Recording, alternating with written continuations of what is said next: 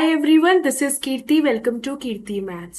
सो दोस्तों, आज की वीडियो में हम एसबीआई क्लर्क 2023 की एग्जाम डेट, नोटिफिकेशन एंड क्या क्वांट की स्ट्रैटेजी रहनी चाहिए उसके बारे में बात करेंगे। तो चलिए स्टार्ट करते हैं। सो दोस्तों, 2022 अभी इसकी कोई नोटिफिकेशन नहीं आई है, बट हम अंदाजा लगा सकते हैं लास्ट ईयर के रिस्पेक्ट में। जैसे दोस्तों, 2022 में आपका जो नोटिफिकेशन आई थी, या कह सकते हैं कि फॉर्म फिलअप की जो डेट थी वो थी 6 सितंबर से 27 सितंबर तक। तो इस साल भी ये एक्सपेक्टेड है कि सितंबर में इसकी नोटिफिकेशन आ जाएगी। प्रीलिम्स जो हुआ था वो 12 नवंबर से स्टार्ट था। ठीक है, आपके कई डेट्स पे प्रीलिम्स होते हैं। तो 12 नवंबर से आपका जो प्रीलिम्स के एग्जाम्स थे वो स्टार्ट थे। तो इस बार भी एक्सपेक्टेशंस है कि नवंबर दिसंबर में आपका प्रीलिम्स के एग्जाम्स हो जाएंगे। मेंस जो हुआ था वो आपका 15 जनवरी को हुआ था, तो इस बार भी जनवरी में एक्सपेक्टेड है आपका मेंस हो जाएगा। और दोस्तों, इसमें जो आपकी जो स्टेजेस होती है वो बेसिकली प्रीलिम्स और मेंस ही होता है। यहाँ आपका कोई भी एसबीआई क्लर्क में आपका कोई भी क्या नहीं होता है, आपका इंटरव्यू नहीं होता है। ठीक है जी। इसमें एक लैंग्वेज प्रोफिशिएंसी टेस्ट आता है, वो भी तब होता है जब आप दूसरे स्टेट से फॉर्म फिलअप करते हैं और फिर बाद में आपका मेडिकल या फिर डीवी हो जाता है। तो दो ही स्टेजेस आपके रहते हैं, प्रीलिम्स और मेंस। जैसे यहाँ मैंने लिखा हुआ है, मेनली ये दो ही आपके स्टेजेस है, प्रीलिम्स और मेंस। एलपीटी और मेडिकल या डीवी जो होता है, लैंग्वेज प्रोफिशिएंसी टेस्ट तब होगा जब आप दूसरे स्टेट से फॉर्म फिलअप करते हैं, और फिर ये मेडिकल या डॉक्यूमेंट वेरिफिकेशन हो जाता है, राइट। सो एग्जाम पैटर्न क्या रहता है, प्री में आपके क्या रहता है दोस्तों। क्वांट में 35 क्वेश्चंस, रीजनिंग में 35 क्वेश्चंस, इंग्लिश में 30 क्वेश्चंस। जैसे कि अभी आपने पेपर दिया है आईबीपीएस का, उसी तरीके का पैटर्न है। 20-20 मिनट तीनों में दिए जाएंगे। 100 मार्क्स का पेपर होता है, 100 क्वेश्चंस और 1 घंटा। क्या अंतर है आपका आईबीपीएस और एसबीआई में। आईबीपीएस में आपके सेक्शनल टाइम के साथ साथ सेक्शनल कट ऑफ होती है। यहाँ जो है आपकी सेक्शनल कट ऑफ नहीं है, आपको ओवरऑल कट ऑफ को क्वालिफाई करना होगा। प्रीलिम्स क्वालिफाइंग नेचर का होता है और ओवरऑल आपको कट ऑफ क्लियर करनी है। तो आपको इसमें फायदा क्या है, क्योंकि आईबीपीएस में क्या देखा गया है कि कोई बच्चा जो है क्वांट की वजह से रह गया, क्वांट की कट ऑफ नहीं क्लियर कर पाया, ओवरऑल वो कर चुका था। कोई बच्चा इंग्लिश की वजह से रह गया। लेकिन इसमें क्या होता है, मान लीजिए किसी का क्वांट वीक है, बट वो इंग्लिश और रीजनिंग के माध्यम से कट ऑफ को क्लियर कर सकता है, तो उसके लिए फायदा है। हो सकता है किसी का इंग्लिश में मार्क्स नहीं आते हैं, लेकिन वो ओवरऑल कट ऑफ क्लियर कर सकता है क्वांट और रीजनिंग के थ्रू। तो इसमें ये फायदा है आपको, तो इस पे आपको ध्यान देना है कि इंडिविजुअल कट ऑफ नहीं है, ओवरऑल कट ऑफ है। और प्रीलिम्स जो है वो आपका क्वालिफाइंग नेचर का होगा। प्रीलिम्स जो है वो आपके क्वालिफाइंग नेचर का होगा, प्रीलिम्स। ठीक है जी। क्या ठीक है, केवल क्वालिफाई करना है आपको, प्रीलिम्स को केवल क्वालिफाई करना है। जो आपकी मेरिट बनेगी वो मेंस के बेसिस पे बनेगी। ठीक है, ये चीज आपको क्लियर करनी है। हो सकता है बहुत से बच्चों को पता हो, जिनको नहीं पता वो आप देख सकते हैं। मेंस एग्जामिनेशन आएगा फिर सेकंड स्टेज, जिससे आपकी मेरिट बनने वाली है, क्योंकि प्री तो आपका क्वालिफाइंग नेचर का है। तो मेरिट बनेगी, तो इसमें आपके कौन कौन से सब्जेक्ट्स आएंगे, general awareness, English, quant, reasoning and computer, right. So general awareness के 50 क्वेश्चंस, रीजनिंग कंप्यूटर के 50 क्वेश्चंस, और क्वांट के भी 50 क्वेश्चंस, इंग्लिश के आपके 40 क्वेश्चंस रहते हैं। 50 questions, 50 marks, 35 minutes, 40 question, 40 marks, 35 minutes. Quant के 50 क्वेश्चंस, 50 मार्क्स एंड 45 मिनट्स। देख रहे हैं, 50 क्वेश्चन के लिए आपको सिर्फ 45 मिनट्स मिल रहा है। तो यहाँ पे क्या इंपॉर्टेंस रखता है, आपकी स्पीड और एक्यूरेसी तो मैंडेटरी है। एक्यूरेसी नहीं होगी, नेगेटिव मार्क्स होते हैं, नेगेटिव मार्किंग होती है, नेगेटिव हो जाएंगे। एक्यूरेसी तो मस्ट है, लेकिन 50 क्वेश्चंस 45 मिनट्स मीन्स स्पीड पे फोकस करना है आपको, स्पीड इंप्रूव करनी है। और वो कैसे होगी, जितनी ज्यादा आप प्रैक्टिस करेंगे। जितने अच्छे आपके कॉन्सेप्ट्स होंगे, जितने अच्छी आपकी कैलकुलेशन होगी, जितनी ज्यादा आप प्रैक्टिस करेंगे उतनी ज्यादा आपकी स्पीड होगी। ठीक है, विथ 100% एक्यूरेसी।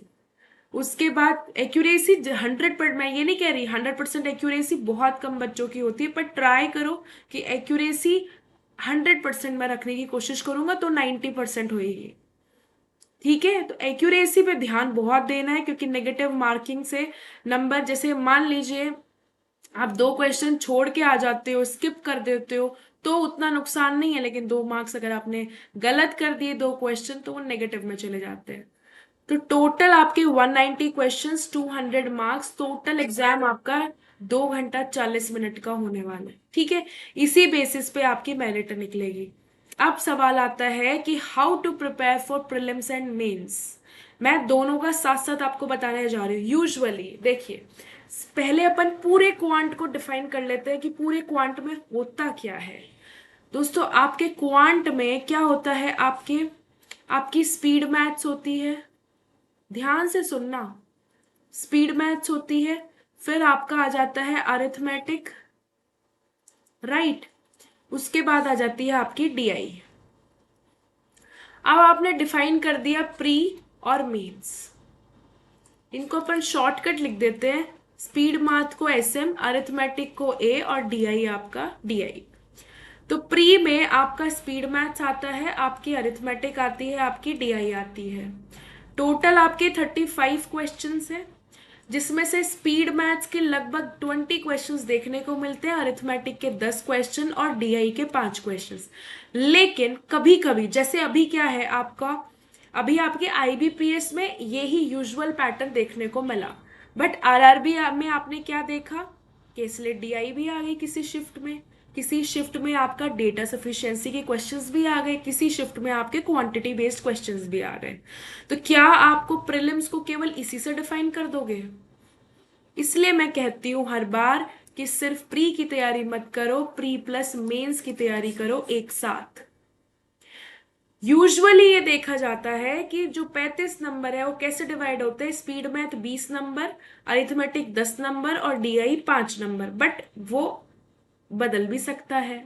आपने अभी आरआरबी में देख लिया, एसबीआई के 2021 में आपने देख लिया था। ठीक है, तो आपके चेंजेस आ सकते हैं, इसलिए खुद को हर तरीके से तैयार रखना है आपको। ठीक है, और स्पीड मैथ्स में आपका क्या क्या आ जाता है, स्पीड मैथ्स में आपका क्या क्या आ जाता है दोस्तों, स्पीड मैथ्स में आपका आ जाता है, देखो, सिंप्लीफिकेशन आ जाता है, अप्रोक्सीमेशन आ जाता है, क्वाड्रेटिक इक्वेशन आ जाता है, नंबर सीरीज आ जाती है। ऑल राइट, मैंने बोला कि प्री में आपका डेटा सफिशिएंसी के क्वेश्चंस भी पूछ लिए जाते हैं, आपका Q1 Q2 भी पूछ लिए जाते हैं। तो ये मत डिफाइन करो कि ये मेंस के ही टॉपिक, और ये टॉपिक कोई अलग नहीं है। डेटा सफिशिएंसी में क्या होता है, 2 या 3 स्टेटमेंट, एक क्वेश्चन पूछा जाएगा, 2 या 3 स्टेटमेंट आपको दी जाएगी और बोला जाएगा कि इस क्वेश्चन को सॉल्व करने के लिए कौन सी स्टेटमेंट सफिशिएंट है। तो वो आपका यूजुअली आपका अरिथमेटिक का ही सवाल होगा, अरिथमेटिक को ही पूछने के तरीके हो जाते हैं। ऐसे ही Q1 Q2 में क्या होएगा, Q1 में एक अरिथमेटिक का सवाल दे देंगे, क्वांटिटी 2 में दूसरा अरिथमेटिक का सवाल दे देंगे, या हो सकता है सिंप्लीफिकेशन का भी हो सकता है।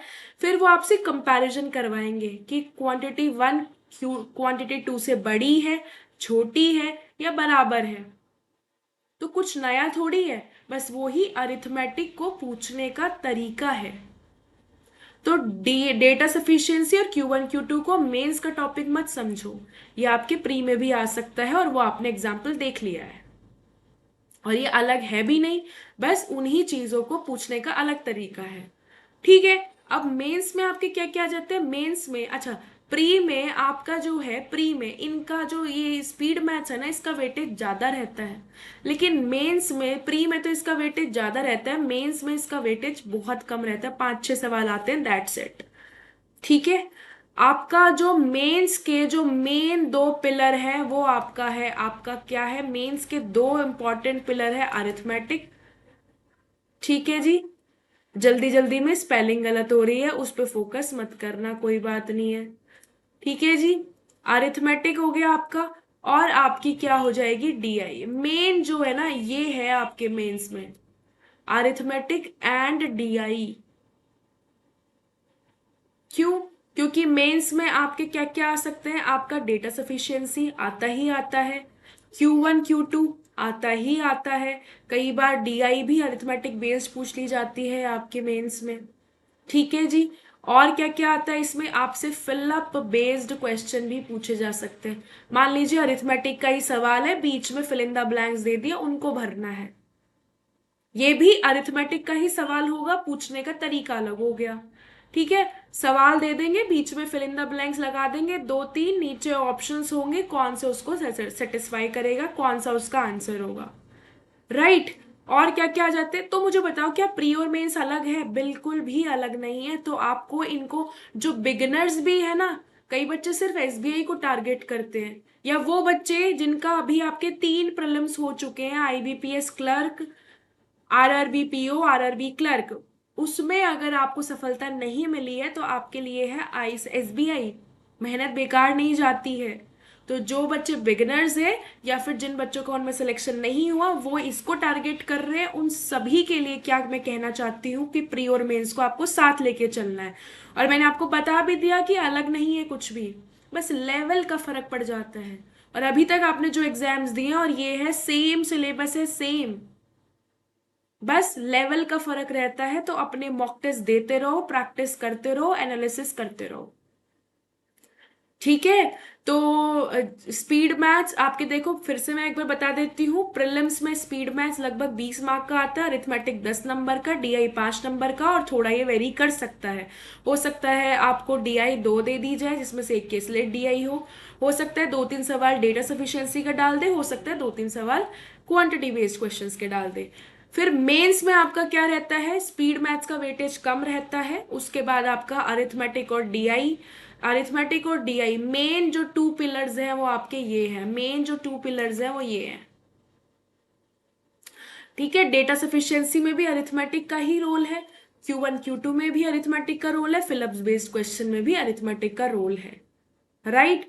तो अरिथमेटिक के आपके काफी सारे टॉपिक्स हैं, आपको पता है कौन कौन से टॉपिक्स होते हैं, टाइम एंड वर्क होता है, टाइम एंड डिस्टेंस होता है। ठीक है जी। उसके बाद आपका, हाँ ठीक है, बाकी सारे आपको पता है अरिथमेटिक के कितने सारे है, time and work, time and distance, profit and loss. ठीक है, SI CI, ये सब तो आप करके जाते हो। 2 टॉपिक पे मैं बात करना चाहूंगी, मेंसुरेशन और आपकी प्रोबेबिलिटी। मेंसुरेशन और आपकी प्रोबेबिलिटी, मैक्सिमम स्टूडेंट इसको, कई मैक्सिमम नहीं कहूंगी क्योंकि आजकल बच्चे अवेयर हो गए, उनको पता है पॉइंट पॉइंट से सिलेक्शन रुक जाता है। और मेंसुरेशन और प्रोबेबिलिटी छोड़ के मत जाना, मैं अभी फिर से ये बोलती हूँ। अपना फाउंडेशन बैच की प्लेलिस्ट चैनल पे डली हुई है, उसमें मैंने फुल अरिथमेटिक कराया है, बेसिक टू एडवांस, वहां से आप बहुत अच्छे से सीख सकते हैं, फ्री ऑफ कॉस्ट है एकदम। तो वहां पे मैंने जितना मेंसुरेशन और प्रोबेबिलिटी कराया है, सिर्फ आप उतना भी कर लोगे तो आपका पूरा कॉन्सेप्ट क्लियर है, और कोई भी क्वेश्चन आए आप कर सकते हो। क्योंकि बैंकिंग में इन दोनों पे जो पूछा जाता है क्वेश्चन, वो डीप में नहीं पूछा जाता। मेंसुरेशन के बेसिक आपको 2D और 3D स्ट्रक्चर्स के बेसिक फॉर्मूला पता हो और उनकी प्रॉपर्टीज पता हो, आप इजीली क्वेश्चन को सॉल्व कर सकते हो। तो इन 2 टॉपिक को आपको छोड़ के नहीं जाना है, बाकी टॉपिक्स बच्चे कर लेते हैं इसलिए मैं उनके बारे में नहीं बोल रही हूँ। ये दोनों यूजुअली बच्चे छोड़ते हैं, तो आपको स्किप नहीं करना है कोई भी टॉपिक। क्योंकि मान लीजिए इसको आपने स्किप कर दिया, क्वेश्चन आ गया बहुत इजी, बट आप स्किप करके गए हो, तो आपको तो नहीं आता ना, चाहे कितना ही इजी पूछा हो। और एक आप परसेंटेज बहुत अच्छे से करके गए हो, SI CI बहुत अच्छे से करके गए हो, बहुत प्रैक्टिस करी है, बट क्वेश्चन डिफिकल्ट आ गया जो हर कोई उसको स्किप कर रहा है, तो आपने वो तो स्किप कर ही दिया, ये आप स्किप खुद करके गए थे, दोनों तरह से आप लैग हो गए। ठीक है, तो इस पे ध्यान देना बिल्कुल, क्योंकि कई बार हम जो बहुत अच्छे से करके जाते हैं वो डुएबल नहीं होता एग्जाम में, बट जो हम नहीं करके गए हैं, स्किप करके गए हैं, वो बहुत इजी था, तो बाकी बच्चे रेस में आगे हो जाएंगे, इसलिए छोड़ के नहीं जाना है, ये पॉइंट ध्यान रखना। फिर DI कौन कौन सी होती है दोस्तों, देखो प्रीलिम्स के लिए आपकी देखो लाइन DI आ जाएगी, लाइन ग्राफ आ जाएगा, लाइन ग्राफ आ जाएगा, और क्या आता है, बार ग्राफ आ जाएगा, तीसरा क्या होता है, पाई चार्ट आ जाएगा। चौथा क्या होता है, टेबल डीआई आ जाएगा। और आपकी केसलेट डीआई भी पूछी जाती है प्रीलिम्स में। लेवल थोड़ा सा कम रहता है, ठीक है, प्रीलिम्स में। मेंस में लेवल बढ़ जाता है। तो ये आपकी प्री की डीआई होती है। मेंस की ये तो सब आपकी क्या हो गई, प्री की डीआई, राइट। थोड़ा पीछे भी कर लेते हैं। फिर आपकी मेंस की डीआई में क्या क्या आ जाता है, मेंस की डीआई में क्या होता है, आपको मिक्स्ड चार्ट मिलता है। मिक्स्ड डीआई मतलब मिक्स्ड चार्ट दिया जाता है। 2 पाई हो गया, 1 पाई एक बार हो गया, 1 पाई टेबल हो गया, राइट। मिक्स दिया जाता है। या फिर बेस्ड ऑन अरिथमेटिक, अरिथमेटिक पे बेस्ड हो जाती है आपकी डीआई। अरिथमेटिक पे बेस्ड डीआई पूछ ली जाती है कई बार। अरिथमेट मतलब प्रोबेबिलिटी पे बेस्ड भी डीआई पूछ ली जाती है। मान लो जो प्रोबेबिलिटी छोड़ के चला गया तो वो तो डीआई छुएगा भी नहीं, और हो सकता है वो करने वाली डीआई हो, ठीक है। तो जब आप पूरा सिलेबस करके जाओगे, सब कुछ पढ़ के जाओगे, तभी तो आप कर देख के बता पाओगे कि ये मुझे करना है कि स्किप करना है, या मुझे बाद में अटेम्प्ट करना है। इसलिए पूरा सिलेबस आपको करके जाना है, छोड़ के नहीं जाना, अभी टाइम है। मैं पेपर से 10 दिन 15 दिन पहले आपको बोलती हूँ कि अब नया नहीं पढ़ना, क्योंकि तब वो टाइम नहीं है नया पढ़ने का। लेकिन अगर अब भी आपने ये 2 चैप्टर छोड़े हुए हैं तो आप कर सकते हो, ठीक है। फिर आपका और भी बहुत सारी डीआई होती है, जैसे रडार ग्राफ हो गया, स्कैटर डीआई हो गई, ठीक है, वेरिएबल बेस्ड डीआई हो गई। तो ये डिफरेंट डिफरेंट डीआईज है जो आपकी पूछी जाती है। तो मेनली जो है इन पे पूछी जाती है आपकी, ये भी कई बार पूछ लिया जाता है, राइट। अपने चैनल पे मेंस डीआई भी डली हुई है, और बहुत सारा कंटेंट आपका प्री और मेंस का डला हुआ है। एक फाउंडेशन बैच की प्लेलिस्ट डली हुई है, जिसमें आपके 80 वीडियोस हैं। और सारी किसको टारगेट कर रही है, आपकी अरिथमेटिक को, बेसिक टू एडवांस। तो जिस लो जो बिगिनर है वो इन वीडियोस को देख के अपनी तैयारी कर सकता है। प्रैक्टिस आप अपने मॉक टेस्ट से, अपनी बुक से करिए, बट ये फाउंडेशन बैच देख के आप बेसिक कॉन्सेप्ट अच्छे से जान जाओगे, ये मेरी गारंटी है, ठीक है। तो सारी स्ट्रेटजी मैंने बता दी। क्वांट में मेनली ये 3 पोर्शंस होते हैं। प्री में आपका ये रहता है, मेंस में आपका ये रहता है। दोनों को आपको एक साथ लेके चलना है। ये नहीं कि प्री कर लूंगा उसके बाद मेंस, तब टाइम नहीं बचता, ठीक है। जिन बच्चों का तीनों प्री नहीं निकले अभी तक, RRB PO, RRB clerk, IBPS clerk, वो बच्चे भी मेंस को साथ साथ लेके चलेंगे। अपना 2 बजे मैं रेगुलर लाइव सेशंस लेती हूँ। एक दिन मेंस का रहेगा, एक दिन आपको आईबीपीएस पीओ प्रिलिम्स का मॉक टेस्ट रहेगा। ऐसे ऑल्टरनेट डे चलेगा, एक दिन मेंस एक दिन प्री। तो 2 बजे सभी को लाइव रहना है। और जो बच्चे जॉब वॉब करते हैं तो वो क्या कर सकते हैं, वो रिकॉर्डेड देखेंगे जब भी वो फ्री होंगे। तो यही था, ऐसे आपको क्वांट को प्रिपेयर करना है।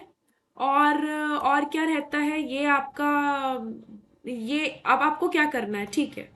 अब आपको देखो एसबीआई का एग्जाम, अभी आपका आपके पास कौन कौन सा टारगेट है, आईबीपीएस है, आईबीपीएस का प्री बच रहा है, आईबीपीएस पीओ प्री आपका रिमेनिंग है। और बाकी जो अभी 3 आपके एग्जाम्स हुए हैं उनके मेंस आपके रिमेनिंग है, जिनका प्री हो गया है। और फिर आने वाला है आपका एसबीआई क्लर्क, ठीक है। तो आपको क्या करना है, आपको जिनका मेंस का एग्जाम है वो लोग क्या करेंगे, डेली, और जो डेली नहीं दे सकते एटलीस्ट ऑल्टरनेट डे पे उनका वो भी आ चुका है। आरआरबी पीओ मेंस का एडमिट कार्ड भी आ चुका है वो, ठीक है। तो उसमें क्या है, आपको क्या करना है, आपको ये करना है कि जो एग्जाम टाइमिंग है उसी पे आपको मॉक देना है, एनालिसिस करना है। एसबीआई क्लर्क के लिए मैं क्या करना चाहूंगी, जो बिगिनर है वो भी कर सकता है, लेकिन स्ट्रैटेजी अपनी सही होनी चाहिए। फटाफट से सभी कॉन्सेप्ट्स को रिवाइज करो हर चैप्टर के, और फिर मॉक के थ्रू रिवीजन करो। और अदरवाइज जो बच्चे हैं ऑलरेडी वो एक बार अपना सिलेबस कवर कर चुके हैं, वो भी डायरेक्ट मॉक देंगे। मतलब मॉक आपको देने हैं और एनालिसिस बहुत अच्छे से करनी है। और जिनको ऐसा लगता है कि क्वांट उनकी वीक है तो सेक्शनल टेस्ट दो। पहले तो हर चैप्टर वाइज कॉन्सेप्ट क्लियर करके चैप्टर वाइज टेस्ट दो, उसके बाद आपको सेक्शनल वाइज टेस्ट देना है, सेक्शनल वाइज टेस्ट देना है। जो भी आपको लगता है क्वांट वीक है, रीजनिंग वीक है, इंग्लिश वीक है, उनके चैप्टर वाइज और सेक्शनल वाइज टेस्ट दो, बहुत सारे। और सिर्फ टेस्ट देना नहीं है, एनालिसिस करना है। एक टेस्ट दिया, उसकी एनालिसिस करो अच्छे से, उसके बाद सेकेंड टेस्ट दो। और फिर वीक में मान लो आपने 3 या 4 टेस्ट तो देना ही देना है, उसके बाद जब संडे आएगा तो उन सभी को रिवाइज करना है। एनालिसिस आपको इस तरीके से करनी है, कहाँ मैंने गलती करी, सिले मिस्टेक्स करी, कहाँ मैंने टाइम को सही से मैनेज नहीं किया, कौन सा कॉन्सेप्ट मैं भूल गया, किसकी शॉर्ट ट्रिक मैं भूल गई, वो आपको एक पेपर पे नोट करना है और फिर उसको वीकली रिवाइज करना है। तभी तो फायदा है एनालिसिस करने का। ठीक है, तो ये आपको स्ट्रेटजी अपनानी है। बाकी जब भी नोटिफिकेशन आएगा वो मैं आपको अपडेट देती रहूंगी। आप लोगों को अपना टाइम वेस्ट नहीं करना है। और हम लोगों का 2 PM पे लाइव सेशन रहेगा daily, Monday to Friday 2 PM पे लाइव सेशन रहेगा। एक दिन एक दिन आपका क्या रहेगा, प्री को टारगेट करेगा, और सेकेंड डे आपको क्या रहेगा, आपको मेंस का टारगेट करेगा। और इसी तरह ऑल्टरनेट डेज पे आपकी क्लास चलती जाएगी, pre mains pre mains pre. ठीक है। और अब मैं कल से ये स्टार्ट कर रही हूँ कि 4 PM पे मैं एक स्पीड बूस्टर सीरीज लेके आ रही हूँ। मतलब उसमें क्या है, सिर्फ 10 मिनट का सेशन होगा, पर होगा लाइव। 5-5 10-10 सेकंड आपको दिए जाएंगे। कोई बात बात टाइम तो हम लंबे लंबे सेशंस में भी नहीं करते हैं, टाइम खराब बिल्कुल भी नहीं होता है अपने सेशंस में। अपने सेशन में सिर्फ और सिर्फ पढ़ाई होती है, बट इसमें मैं फिर भी आपको थोड़ा एक्स्ट्रा टाइम दे देती हूँ। आपकी क्वेरीज जो भी होती है उसको तुरंत लाइव सेशन में ही मैं उसको सॉल्व करती हूँ। बट इस सेशन में कोई बातचीत नहीं होगी, सिर्फ और सिर्फ जितने सवाल मैं लेकर आऊंगी तुरंत तुरंत आपको सॉल्व करना है। हार्डली 10 मिनट का ये लेक्चर होगा। ठीक है, तो ये आप दोनों लेक्चर ज्वाइन कर सकते हो। और जैसे ही आपका, और ये देख लो कि आपको स्पीड कैसे इंप्रूव होएगी। बच्चे पूछते हैं स्पीड कैसे इंप्रूव होएगी। आपको 15 से 20 मिनट कैलकुलेशन पे डेली प्रैक्टिस करनी है। कैलकुलेशन पे डेली प्रैक्टिस करनी है आप लोगों को। आपको 1 से 50 तक के स्क्वायर लर्न होने चाहिए, 1 से 30 तक के क्यूब लर्न होने चाहिए, 1 से 50 तक की टेबल लर्न होनी चाहिए। डेली डेली आप जब उसको रिवाइज करोगे, पढ़ोगे, अपने आप आपके माइंड में बैठ जाएगी। परसेंट टू फ्रैक्शन कन्वर्जन आपको अच्छे से आना चाहिए। मैंने बहुत अच्छे से अपने चैनल पे बताया हुआ है, जिनको नहीं पता वो वहां से देख सकते हैं, रटने की जरूरत नहीं है, समझने से आप अच्छे से कर सकते हो। 30 मिनट सिंप्लीफिकेशन अप्रोक्सीमेशन आपको करना है। मतलब टाइमर लगा लो, सॉल्व करो, फटाफट सॉल्व करो। अभी जो स्पीड बूस्टर सीरीज है उसमें मैं आपको स्पीड मैथ्स के ही क्वेश्चंस कराने वाली हूँ फटाफट, सो डेट आपकी कैलकुलेशन थोड़ी स्पीड बढ़े। बस मोटिव मेरा यही है कि थोड़ी प्रैक्टिस, मतलब मैक्सिमम प्रैक्टिस आपको खुद करनी है, बट जितनी प्रैक्टिस मैं करवा सकती हूँ उतना मैं आपको करवाऊंगी। फिर अरिथमेटिक के भी हर चैप्टर के 5-7 क्वेश्चंस करते रहो, ताकि ये नहीं कि आपने मान लीजिए 2-3 चैप्टर इस तरीके से छोड़ दिए, 2-3 महीने तक उसका कुछ भी नहीं किया सवाल, तो वो चला जाएगा चैप्टर आपके दिमाग से। इसलिए रिवीजन जरूरी है, साथ साथ सब कुछ करते चले जाओ। ठीक है, ये आपको खुद मैनेज करना है कि कोई चैप्टर मेरे दिमाग से निकलना नहीं चाहिए। कि कहीं ये नहीं हो कि मैंने आज उस पर इतनी मेहनत करी है बट मैंने उसको रिवाइज नहीं किया, तो 2 महीने बाद मुझे फिर उसको जीरो से स्टार्ट करना पड़ रहा हो। ये नहीं करना है आपको। इसलिए मॉक टेस्ट देने के लिए मैं बोलती हूँ, क्योंकि मॉक टेस्ट में आपके सभी क्वेश्चन, सभी चैप्टर के क्वेश्चन कवर हो जाते हैं, और साथ साथ आपके जो कॉन्सेप्ट है, शॉर्ट ट्रिक्स है, वो आपकी रिवाइज होती चली जाती है। ठीक है, और 5 DI डेली सॉल्व करने की कोशिश करनी है। ठीक है, तो ये आपकी स्ट्रैटेजी है SBI क्लर्क 2023 के लिए। कल मिलते हैं 2 बजे लाइव सेशन में। डेली आप लोगों को आना है, बहुत इंपॉर्टेंट सेशन होने वाला है, और ये सब कुछ आपके लिए बहुत बेनिफिशियल होने वाला है। Thank you so much, all the very best, God bless you all.